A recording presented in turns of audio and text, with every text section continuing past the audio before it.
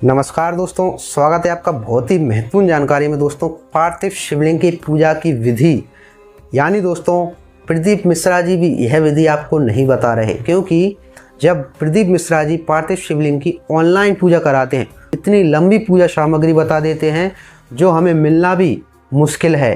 ठीक है, अब बात ये आती है कि वह विधि सत्य है या नहीं है। तो मैं आपको बता दूं, जो प्रदीप मिश्रा जी पार्थिव शिवलिंग की ऑनलाइन पूजा कराते हैं वह विधि भी सत्य है, लेकिन वह विधि का अर्थ क्या है, वह विधि है किसके लिए, यह जानिए आप।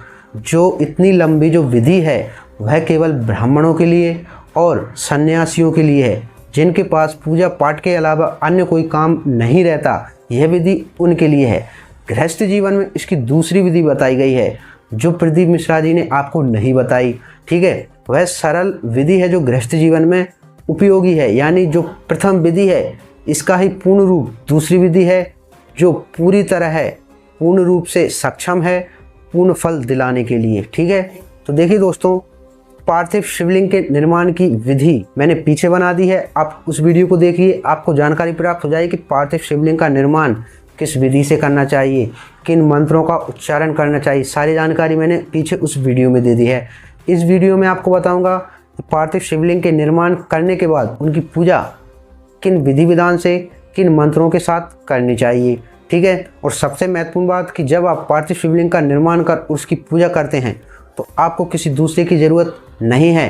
पार्थिव शिवलिंग का अर्थ है नवनिर्मित, नव पूजित हुई, यानी नवनिर्मित हो, आप ही उसका निर्माण करें और आप ही उसका पूजन करें। यह पार्थिव शिवलिंग का विधान है, किसी दूसरे का हस्तक्षेप उसमें नहीं होना चाहिए, क्योंकि इसीलिए पार्थिव शिवलिंग श्रेष्ठ बताई गई। इसलिए विधि जानिए और आप खुद निर्माण कीजिए और खुद पूजा कीजिए। तो विधि क्या है, जो मैं आपको सत्य शिव पुराण से लाइव बता रहा हूँ, ध्यान से सुनिए। तो गृहस्थ जीवन में पार्थिव शिवलिंग के पूजन की विधि भगवान शिव के 8 नामों के साथ बताई गई है।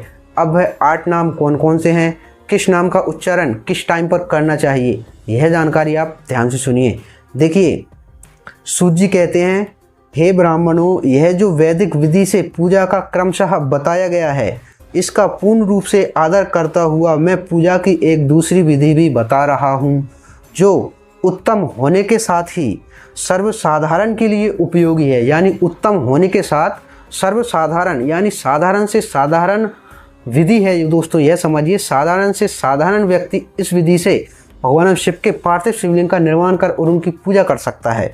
ठीक है, हे मुनीश्वरों, पार्थिव शिवलिंग की पूजा भगवान शिव के नामों से बताई गई है, जैसे वह पूजा संपूर्ण अभिष्टों को देने वाली है, मैं उसे बता रहा हूँ, सुनिए। अब भगवान शिव के 8 नाम वह कौन कौन से हैं, देखिए, हर, महेश्वर, शंभु, शूलपाणी, पिनाक, धृकम, शिव, पशुपति और महादेव। यह भगवान शिव के 8 नाम बताए गए हैं। इन्हीं 8 नामों का उच्चारण करते हुए आपको भगवान शिव का निर्माण भी करना है, उनकी पूजा भी करनी है और उनका विसर्जन।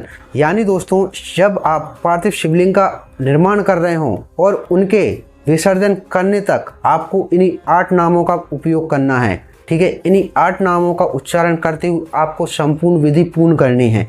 ठीक है, अब देखिए दोस्तों, किस नाम के साथ, यानी किस मंत्र के साथ क्या विधि बताई गई है, ये आप ध्यान से सुनिए। और जो मंत्र आपको समझ में ना आए वह आप स्क्रीन पर देख सकते हैं, मैं सारे मंत्रों का नाम स्क्रीन पर दिखा दूंगा, आप ध्यान से सुनिए। इनमें से प्रथम नाम के, यानी जो प्रथम नाम है, इसके द्वारा अर्थातम ओम हराय नमः, इस मंत्र का उच्चारण करते हुए पार्थिव शिवलिंग बनाने के लिए मिट्टी लाएं। यानी जब आप मिट्टी ला रहे हों तो आप इस मंत्र का उच्चारण करिए, ओम हराय नमः, इस मंत्र का उच्चारण करिए और पार्थिव शिवलिंग बनाने के लिए मिट्टी लेकर आएं। दूसरा नाम अर्थातम ओम महेश्वराय नमः का उच्चारण करके लिंग निर्माण करें। ओम महेश्वराय नमः, इस मंत्र का उच्चारण करते रहिए और पार्थिव शिवलिंग का निर्माण कीजिए, यानी पूरी पार्थिव शिवलिंग बना लें। फिर ओम शंभवे नमः बोलकर पार्थिव शिवलिंग की प्रतिष्ठा करें। ओम शंभवे नमः, इस मंत्र का मन में जाप करते रहिए और पार्थिव शिवलिंग की प्रतिष्ठा कीजिए, यानी स्थापित कीजिए। ठीक है, तत्पश्चातम ओम शूलपाणे नमः कहकर उस पार्थिव शिवलिंग में भगवान शिव का आवाहन करें।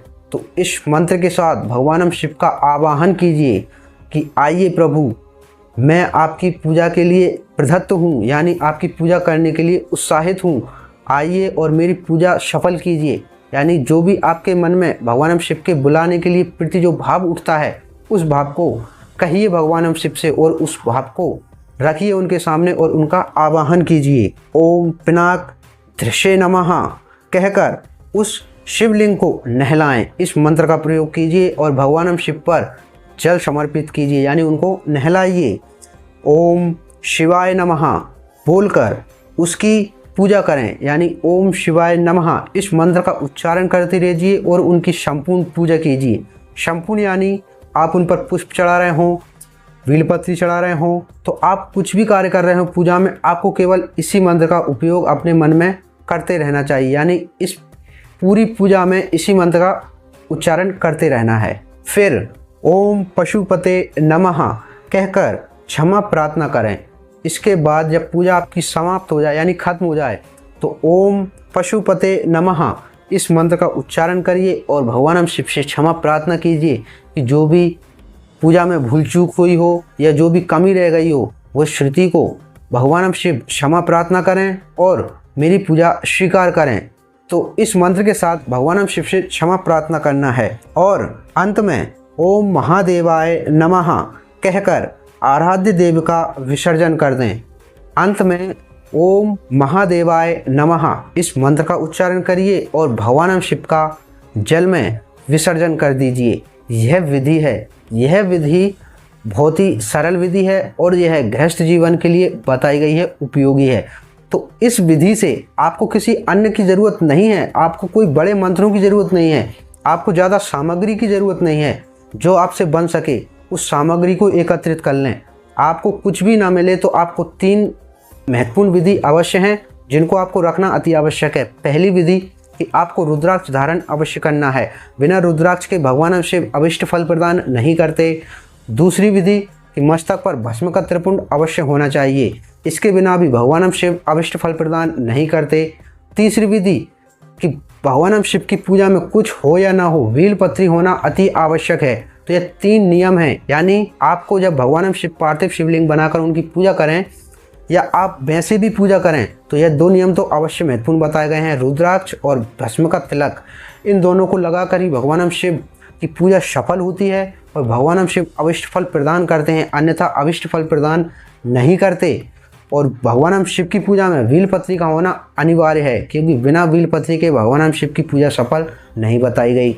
ठीक है, अन्य सामग्री हो या ना हो, लेकिन केवल बेलपत्री होना अति आवश्यक। बेलपत्री हो, इसी से भगवान शिव की पूजा पूर्ण हो जाती है, यह विधान है। तो ऐसी रहस्यमयी बातें जानिए, इतनी लंबी पूजाओं के चक्रों में ना पड़ें, इतनी लंबी लिस्ट ना जानें और मेरी बात को अगर विचार करें तो ऑनलाइन पूजा ना करें। ठीक है, वह पूजा भी सफल नहीं होगी, क्योंकि पूजा आप कर रहे हैं, मंत्र कोई और पढ़ रहा है, तो उसमें दूसरे का हस्तक्षेप है। इसके 2 कारण हो सकते हैं, या तो आपकी पूजा सफल नहीं होगी, अगर सफल होगी तो आधा पुण्य उनको मिल जाएगा। ठीक है, यह 2 कार्य हो सकते हैं। तो इसलिए मेरी आपसे विनती है कि आप खुद ही पार्थिव शिवलिंग का निर्माण करें और उसकी पूजा करें। और इसके अलावा आपके मन में जो भी कन्फ्यूजन है, जो भी क्वेश्चन आपके मन में है, तो आप कमेंट कीजिए, मैं उसका रिप्लाई दे दूंगा, उसका आंसर आपको प्रमाण के साथ दूंगा, क्योंकि मैं प्रमाण के साथ ही आपको बता रहा हूँ। शिव पुराण मेरे आगे रखिए, इसमें जो बताया गया है वही आपको बता रहा हूँ। और ऐसा नहीं, क्योंकि पढ़ना अलग होता है, उसको समझना अलग होता है। ठीक है, पढ़ तो हर कोई लेगा, लेकिन उसका सही अर्थ क्या है उसको समझना ज़रूरी है। इसलिए मैं आपको सत्य बता रहा हूँ और मैंने जो भी आपको बातें बताई उन पर आप खुद भी विचार कीजिए, यह सत्य है या नहीं है। इसके बाद आपको कुछ लगे तो आप कमेंट कीजिए। और इसके अलावा आपको नेक्स्ट वीडियो किस टॉपिक पर चाहिए यह भी आप कमेंट में बता सकते हैं, मैं उसकी डिटेल में वीडियो आपको बना दूंगा। और ऐसे ही संपूर्ण जानकारी के लिए चैनल को सब्सक्राइब भी अवश्य कर लें। तो चलिए मिलते हैं नेक्स्ट वीडियो में किसी और रहस्यमय जानकारी के साथ, तब तक के लिए जय श्री राम।